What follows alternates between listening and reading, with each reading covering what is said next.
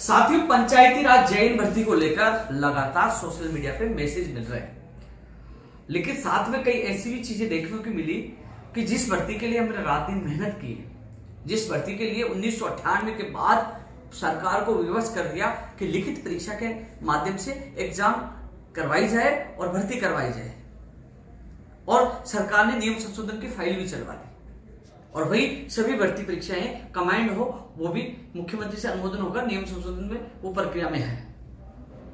Housing board में भी भर्ती आई और सब 325 पदों पर अभ्यर्थना कर्मचारी चयन बोर्ड में है। लेकिन कुछ लोग जो घर से कभी बाहर निकले नहीं, वो कह रहे हैं कि उपेंद्र यादव ने धोखा दिया, भर्ती की विज्ञप्ति जारी नहीं हुई और हमारे साथ बड़ा धोखा हुआ। साथियों, एक चीज पूछना चाहूंगा, धोखा मैंने किया, सरकार ने किया? अपने दिल से सोचिए कि जो जेईई की 2 भर्ती आई थी, 1098 कितने 1100 कितने पद थे, दोनों भर्तियों में साथ था, हाउसिंग बोर्ड में उसमें मैं साथ था और वो भर्तियां पूरी भी हो गई। लेकिन इस भर्ती में नियम संशोधन आपने देखा होगा, नियम संशोधन के लिए भागना पड़ा। पहले तो 550 पदों पर वित्तीय स्वीकृति के लिए हमने संघर्ष किया, वित्तीय स्वीकृति मिली।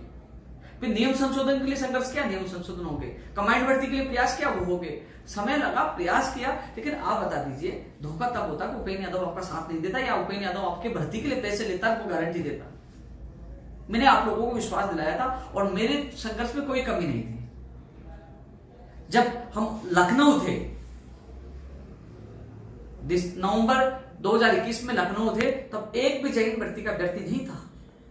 फिर भी मुख्यमंत्री से मुलाकात की, वो बात रखी, और पीसी किशन जी जो सेक्रेटरी थे उनसे मेरी वार्ता हुई थी। उनका जनवरी में हम आपकी भर्ती निकाल देंगे, विज्ञप्ति जारी कर देंगे, और आपके अभ्यर्थी भी मेरी वार्ता में शामिल थे। लेकिन उस चीज से सरकार बदल गई तो उपेंद्र यादव गलत था। मैं तमाम जो पढ़ने वाले इंजीनियरिंग, जो जेईई भर्ती की तैयारी करने वाले तमाम अभ्यर्थियों को कहना चाहूंगा, कुछ अराजक तत्व अपवाद से बचकर रहे। वो जिसने आपको पता, आपकी भर्ती अभी तक विज्ञप्ति, ये नियम संशोधन होकर सारा काम हो जाता, सबसे बड़ा अड़ंगा पंचायत राज मंत्री ने अड़ाया। और एक जो उनका साथ जो अफवाह फैला रहा है ना, जो वो कह रहा है कि वो उनके घर चक्कर काटा पोस्टर लगाने का काम करता, वो चेला है। वो कहता है कि मैं मंत्री का काश हूं, तो मंत्री का काश होता तो कम से कम आज तक ये भर्ती के नियम संशोधन नहीं हो जाते। केवल आप लोगों को भ्रमित किया गया, और वो कुछ लोग केवल मुझे टारगेट इसलिए कर रहे हैं कि उपेंद्र यादव ने जेईई वालों का साथ दिया, लेकिन भर्ती का नियम संशोधन नहीं हो पा रहा है क्योंकि अब आचार संहिता लगने वाले प्रक्रियाधीन है, विज्ञप्ति जारी नहीं हो पा रही। जबकि आपको पता है 550 पदों पर वित्तीय स्वीकृति हो चुकी है, 325 की फाइल वहां पड़ी है, हाउसिंग बोर्ड में भर्ती आ चुकी है। लेकिन जो गलती सरकार की थी, मंत्री की थी, वो उपेंद्र यादव की नहीं थी। मेरे साथ ये पप्पू राम है, सरदार था, आपके नगाराम था। जब गुजरात मुख्यमंत्री से मिले तो मुख्यमंत्री जी ने फाइल पे लिख दिया था। अब मैं गुजरात से वापस आने के बाद मेरे ये साथ थे, मैंने, आप बताइए, सच बताइए, उस दिन मैंने राका जी कहा कि मुख्यमंत्री जी ने लिखा है, मैं हाथ जोड़ता हूँ, ये भर्ती करी। जितनी बार भी वार्ता हुई है, हाँ बताइए, वही नहीं, हर बार अपनी भर्ती की बात सबसे पहले रखी गई है, और उन्होंने यश भी करी। अब पीछे सरकार के अंदर क्या चीजें घटित हुई वो किसी को पता नहीं, परंतु हमारे सामने हर बार गवर्नमेंट ने अप्रूवल दी थी कि हम इस भर्ती को संज्ञान में लेके शीघ्र करवाएंगे। अब पीछे क्या हुआ, मंत्री के लेवल पे क्या गड़बड़ी हुई, ये डिपार्टमेंट का। एक चीज और बताऊं, कई बार तो हम दोनों जाके आते हैं, लेकिन वो हम कभी सोशल मीडिया पे नहीं डालते। कुछ दिन पहले जाके आए, बताओ किस किस से मिलकर आए थे? उस दिन डीओपी सेक्रेटरी हेमंत गहरा जी से मिलके आए, डिपार्टमेंट पे हम मिलके आए, फाइल कहाँ है, क्या कमी पेशी, दोनों डिपार्टमेंट के अधिकारियों से मिलकर वो चीजें क्लियर करके आए थे। अभी भी हम भागते हैं, ये मेरे साथ रहते हैं, मैं फोन करके बुलाता हूँ। 18 जून को मुख्यमंत्री जी से मिला तो सरदार सिंह को फोन करके बुलाया कि भैया मुख्यमंत्री से मिल रहे। अधिकारियों से मीटिंग होती, कुलदीप राका जी से भी थोड़े दिन पहले मीटिंग हुई तो फोन करके बुलाया। हर मीटिंग में जाते हैं, बात करते हैं, मैं सवाल उनसे हाथ जोड़ के निवेदन करता हूँ। मेरी जिंदगी में सबसे ज्यादा निवेदन इस भर्ती के लिए किया है। एक पैसा आप लोगों से नहीं लिया, जेब से पैसा खर्च किया। और आप कह रहे हो कि हम गुजरात तक गए, जो व्यक्ति गुजरात नहीं गया वो सवाल उठा रहा है। कई लोग तो रात के नशे में सवाल उठाते हैं। आप बता दीजिए, गुजरात में नकाराम, सरदार सिंह, 1-2 लोग वहां मौजूद थे, 3 लोग मौजूद थे, 4 लोग मौजूद थे लास्ट समय। और जब मुख्यमंत्री से वार्ता हो रही थी, आपका अभ्यर्थी पूछ नहीं पाया था, लेकिन हमने कहा नहीं, हमारा साथ आएगा तभी वार्ता करेंगे, और साथ ले जाकर मुख्यमंत्री से बात की, और मुख्यमंत्री साइन भी किया, फाइल पे लिखा कि हाँ भर्ती होनी चाहिए, और फिर मीटिंग हुई।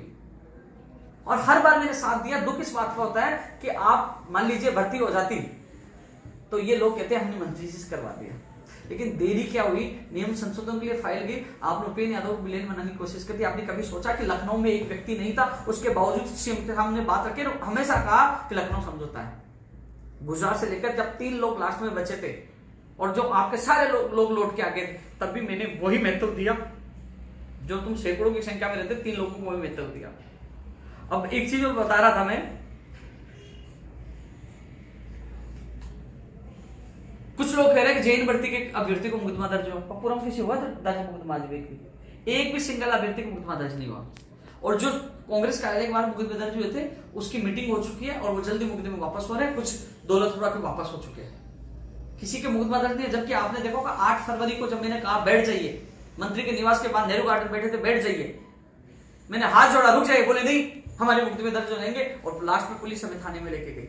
तब भी मैं डट के वहां खड़ा था, आज भी साथ हूं। और अभी पप्पूराम और हम यही चर्चा कर रहे हैं कि जल्द मुख्यमंत्री से मीटिंग होगी तो हमें क्या करना चाहिए, आचार संहिता करीब है, क्या हमें निवेदन करना चाहिए, आगामी क्या रणनीति बनाना चाहिए, क्योंकि नियम बन जाएंगे तो कहने के आने वाले समय में भर्ती आएगी।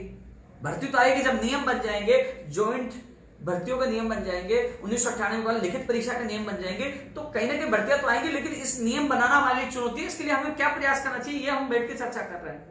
लेकिन ये वीडियो इसलिए डाल रहा हूं, जो पढ़ने वाले मेरे भाई हैं इंजीनियरिंग के, उन सब साथियों को कहना चाहूंगा, कुछ अपवाद है, वो किसी न किसी षड्यंत्र में शामिल है, किसी न किसी नेता से शामिल है, उनको ये टारगेट दिया गया कि उपेंद्र यादव को बदनाम करे।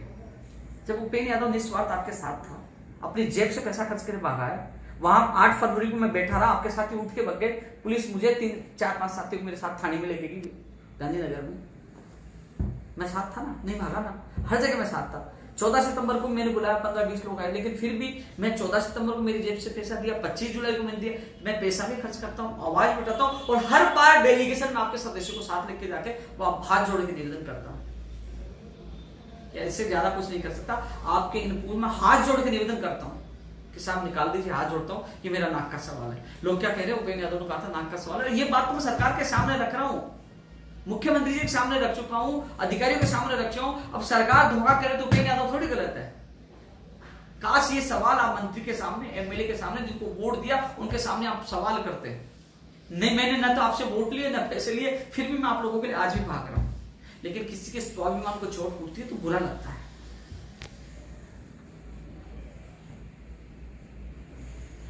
तो साथियों, हम फिर सोच रहे हैं, आज 1-2 दिन शायद मुख्यमंत्री से मुलाकात हो सकती है, तब भी हम कोशिश करेंगे कि 325 वाली विज्ञप्ति तो जारी करो और उसमें एक ऑप्शन दे दीजिए कि बाद में भर्ती पदों की संख्या बढ़ाई जाती है, नियम संशोधन होता है तो उनको बढ़ा दिया जाए। ये कोशिश कर रहे हैं, लेकिन साथियों अब समय बहुत कम बचा है। 6-7 तारीख को कभी भी आचार संहिता लग सकती है, लेकिन नियम संशोधन हो जाते तो आपकी भर्ती जरूर आएगी। लेकिन मैं आप लोगों से कहना चाहूंगा, अपने दिल पर हाथ रखिए। मैं अनशन आईसीयू में तड़प रहा था, और जब 12 मार्च को मिला सीएम से, तभी मैंने बात रखी। कोई साथ नहीं रहे तभी मैं बात रखता हूँ, जब बुलाया जाता तो मैं खुद फोन करके बुलाता हूँ। मैं फोन करके बुलाता हूँ, नहीं बताऊँ पप्पू, बताओ। जब भी सीएम से और डेलीगेशन मिलता है, आगे से फोन करके बुलाते हैं, फोन करके बुलाता हूँ। और जो मैं बात कहता हूँ अंदर कहता हूँ, अंतर है क्या? बताओ कोई अंतर क्या? आप बताइए। मैं ये पप्पूराम बैठा, इनसे ज्यादा हम लास्ट टाइम मिले थे बेन जी के साथ, धर्मेंद्र राठौड़ जी ने भी यही बोला, साहब ये लखनऊ की मांग है, पहली नहीं, मैं इनको लखनऊ से लाया था, उस टाइम की ये मांग है। और अब गुजरात भी यही मांग प्रमुख थी, पंचायती राज वाली मांग सबसे पहले करो, और सबसे पहले बात भी अपनी हुई, बाकी सब भर्तियों की बात नहीं हुई, सबसे पहले बात अपनी। कई बार मुझे लगता है कि साथियों की शायद मेरी गलती ये थी कि मैंने आप लोगों की आवाज उठाई, आप लोगों की आवाज अभी उठा रहा हूँ, क्योंकि व्यक्ति अपने माँ बाप परिवार से दूर रहकर गुजरात जाने के बाद मुझे जेल में डाल दिया, षड्यंत्र के तहत मैं जेल में रहा, आईसीयू में तड़पा अनशन के दौरान मार्च में, और हमें सबकी आवाज उठाई, साथ ले किया। मैं खुद भागता हूँ विभागों में, आपके साथियों को लेकर भागता हूँ, हाथ जोड़ के निवेदन किया। आज ये भर्ती को विज्ञप्ति जारी नहीं हुआ है तो आपके साथी जो कुछ लोग, सब लोग नहीं, मुझे ये वीडियो उन अराजक तत्वों के लिए नहीं डाल रहा, ये वीडियो जो मेरे साथी हैं, जो समझदार है, जो तैयारी कर रहे हैं, आज नहीं तो कल भर्ती आएगी, और मुझसे जितनी मदद होगी हमेशा मैं मदद करता रहूंगा। लेकिन उन अराजक तत्वों को आप जवाब देना कि जब वो आईसीयू में तड़प रहा था तुम कहाँ थे, जब वो जेल में श्यामनगर थे तो तुम कहाँ थे, जब वो गुजरात में लास्ट समय डटे थे 3-4 लोग थे तब तुम कहाँ थे, जब लखनऊ गए थे तुम कहाँ थे, और जब वार्ता का समय आया तो आपके साथियों को साथ ले जाकर वार्ता भी की, बात भी रखी, सीएम के सामने रखी, सीएम ने फाइल पे लिखा था। अब साथियों परिस्थितियां हुई थी कि देखो मंत्री का साथ हमारे साथ पूरा नहीं था, मैं मंत्री से बड़ा नहीं हो सकता, और मंत्री आपको पता है कि आपका एक और ग्रुप है, और मंत्री से सीएम मेरे से ज्यादा पावरफुल तो मंत्री होगा ना। मैंने कई बार सरकार को मना लिया, सीएम ने हाँ कर दी। 550 वित्तीय स्वीकृति कैसे मिली मैं जानता हूँ। यदि समय पे 550 की वित्तीय स्वीकृति मिल जाती, 2-3 बार फाइल वापस नहीं भेजी जाती, तो शायद आज नियम संशोधन भी हो जाते। लेकिन साथियों वहां मंत्री को मनाना टेढ़ी खीर थी, लेकिन फिर भी लास्ट में मंत्री से अनुमोदन हुआ 550 पदों का। तो साथियों इस लड़ाई में मैं मानता हूँ मंत्री जीत गया, मैं हार गया। क्यों हार गया? क्योंकि समय पर नियम संशोधन हो जाते तो आज विज्ञप्ति जारी हो जाती, लेकिन हमने फाइनल हार नहीं मानी, अभी प्रयास कर रहे हैं और उम्मीद है कि नियम संशोधन भी होंगे और आने वाले समय में आपकी भर्तियों की विज्ञप्तियां भी जारी होगी। आपको पता है कि जनवरी में ना कि एग्जाम मार्च अप्रैल में एग्जाम प्रस्तावित है, तो उस समय हम नियम संशोधन करवा के बड़ी भर्ती निकलवाते, हमारे ये लक्ष्य रहेगा। हालांकि बेरोजगार महासंघ, राजस्थान बेरोजगार एकीकृत महासंघ छोड़ने का ऐलान मैंने कर दिया, 13 जनवरी 2024 को नया अध्यक्ष आएगा। लेकिन इस भर्ती के लिए मुझे व्यक्तिगत आप बुलाओगे तो केवल मैं आप लोगों के लिए सहयोग करने के लिए तैयार हूँ, केवल इसलिए कि जो पढ़ने वाले योग्य अभ्यर्थियों के लिए। और जो लोग फर्जी आईडी बनाकर जो आज भी षड्यंत्र वो कर रहे हैं, तो मुझे सब निगाह है, कमजोर मैं भी नहीं हूँ, कानूनी कार्रवाई करनी भी आती है कि ये न सोचे कानून जिंदा है। लेकिन जब कोई व्यक्ति, अभी थोड़े दिन पहले मेरा साथी बाला को फोन करके व्हाट्सएप कॉल करके उसको कह रहा है कि आपने है ना 3 लाख रुपए ले लिया, हमारी भर्ती नहीं करवाई। इसका फोन आया बाला का, तो मैंने कहा मैं उसको फोन किया, तो नहीं मैं ये नहीं कह रहा था, हमारे पैसे खर्च हो गए 3 लाख। क्या हुआ? तो मैंने बात की तो वो बदल गया। मैंने कहा यार भाई, मैं उनसे कहना चाहूंगा, मैं आपका विरोधी नहीं हूँ, लेकिन मैंने कभी एक पैसा लिया बताओ, मैंने जेब से खर्चा किया होगा, आपकी गाड़ी में डीजल में जेब से डाल के आऊंगा, हर जगह मैंने कहा। लेकिन साथियों आप सब लोग जवाब दोगे। उस भाई से कहना चाहूंगा प्लीज गलत ना बोले, भगवान देख रहा है। मैंने जितनी मेहनत की है आगे भी करूंगा, लेकिन मैंने हमेशा प्रायोरिटी पे आपकी बात रखी है। पप्पू राम, सरदार सिंह, नकाराम जो सीएम से मिलने वाले जो साथी थे हमेशा साथ रहे। मैंने कभी मेरी बात में कोई कमी नहीं रखी। 18 जून को जब सीएम से मिले तो धर्मेंद्र राठौड़ जी से मैं निवेदन किया, साहब आपने लखनऊ से बुलाया था, गुजरात से आए थे, तो उन्होंने सीएम को धर्मेंद्र राठौड़ जी ने बोला साहब ये लखनऊ की मांग है, हमें ये पंचायत राज की भर्ती करनी चाहिए। और उसके बाद ये सारी प्रक्रिया, वित्तीय स्वीकृति, ये नियम संशोधन, एग्जाम से होना, ये सारा उसके बाद हुआ है। लेकिन जो प्रक्रिया में अब पता है ना आपको कि एग्जाम से होने के लिए फाइल चली, डीओपी चलेगी, डीओपी ने उसमें कुछ ऑब्जेक्शन लगा दिए कि अन्य पद और हैं, उनके लिए भी आप भेजो, एग्जाम होना चाहिए। फिर उस ऑब्जेक्शन हटाया गया, फिर वो फाइल वापस मंत्री के पास की है, मंत्री से फिर अनुमोदन हुआ और फिर फाइल सेक्रेटरी एसीएस और फिर अब डीओपी गई है। इनकी वो चैनल वापस घूमा है और उसके पीछे मैं भी गया और ये भी भाग रहा है, ये खुद भी, हम दोनों गए हैं। लेकिन वो छोटी छोटी बातें हम वीडियो पे नहीं बताते।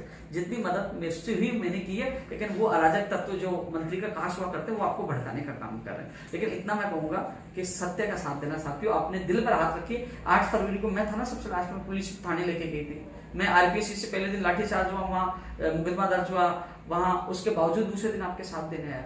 अनशन में मैं तड़पा, तभी मैंने आपकी आवाज, हर जगह मैंने आपकी आवाज उठाई और खुद फोन करके मैंने बुलाया है। और अभी भी सीएम से मिलेंगे तो मैं अभी चर्चा कर रहा था कि सीएम सामने क्या बात रखें, आगे की हमारी क्या रणनीति हो, क्योंकि चुनाव में युवाओं की भूमिका होगी, हम उसी को समर्थन दें जो हमारी मांगों पर आए। हम यही चर्चा कर रहे थे। तो साथियों जितनी मदद मुझसे होगी मैं करूंगा, लेकिन मैं आप लोगों से कहना चाहूंगा, मैंने 11.5 साल 7 महीने युवाओं को दिए, ईमानदारी से दिए, आपकी किसी भी अभ्यर्थी से पैसा नहीं लिया, पूरी मदद की। लेकिन प्लीज सत्य का साथ दो, गलती मेरी नहीं थी, मेरे संघर्ष में कोई कमी नहीं थी।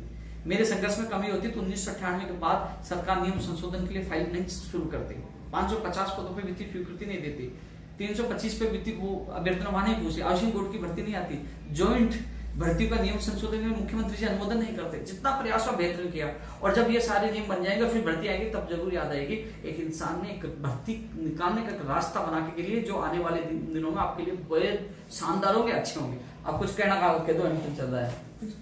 बाकी तो सब चीज़ें बता दी। अब हम तो यही कहेंगे कि सीएम साहब से जो मुलाकात हो रही है उसमें हम यही निवेदन करेंगे कि इस भर्ती के लिए जो लूप होल है वो छोड़ा जाए। विज्ञप्ति आप जारी कर दो, उसमें ये प्रावधान रखा जाए कि आने वाले समय में जिन जिन विभागों के रिक्त पदों की अभ्यर्थना बोर्ड पहुंचेगी उनको इसमें जोड़ दिया जाएगा। अगर ये एक लाइन आ जाती है तो जनवरी में या फरवरी में जब भी ये अभ्यर्थना जाएगी अपनी परीक्षा से पहले ये पद ऐड हो जाएगी।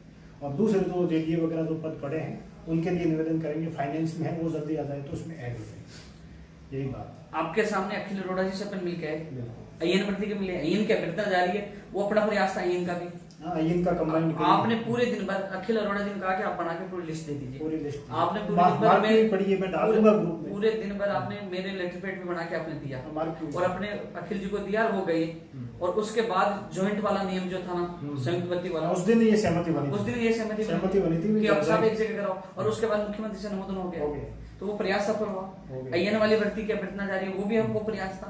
और हर चीज के लिए कहता है वो सबके सामने, हर प्रयास सामने, उसके बावजूद भी आप गलत करो तो आपकी इच्छा। फिर मैं ये सोचूंगा कि मेरी गलती थी कि शायद मैं इस मामले में का ये प्रोसेस में और रेडियो क्या था, एक वो फाइनेंस में है, तो कल पर्सनल भी मुलाकात होंगी, यही बात रखेंगे कि वो जल्दी से क्या कर लीजिए। और दूसरी बात ये है कि चलो ठीक है, अराजक तत्वों से मैं डरता नहीं हूँ, मैं किसी के बाप से डरता हूँ, सत्य के लिए लड़ता हूँ।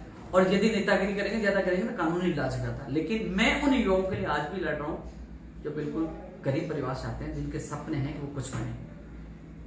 उनकी भर्तियों के लिए, चाहे जेडीयू की हो, चाहे हाउसिंग बोर्ड की हो, चाहे पंचायत जेल की हो, अन्य विभागों की हो, उनके नियम संशोधन की विज्ञप्ति, उनके लिए मैं प्रयास कर रहा हूँ। अय्यन भर्ती के लिए भी हम प्रयास कर रहे हैं और उम्मीद है वो प्रयास सफल होंगे। धन्यवाद।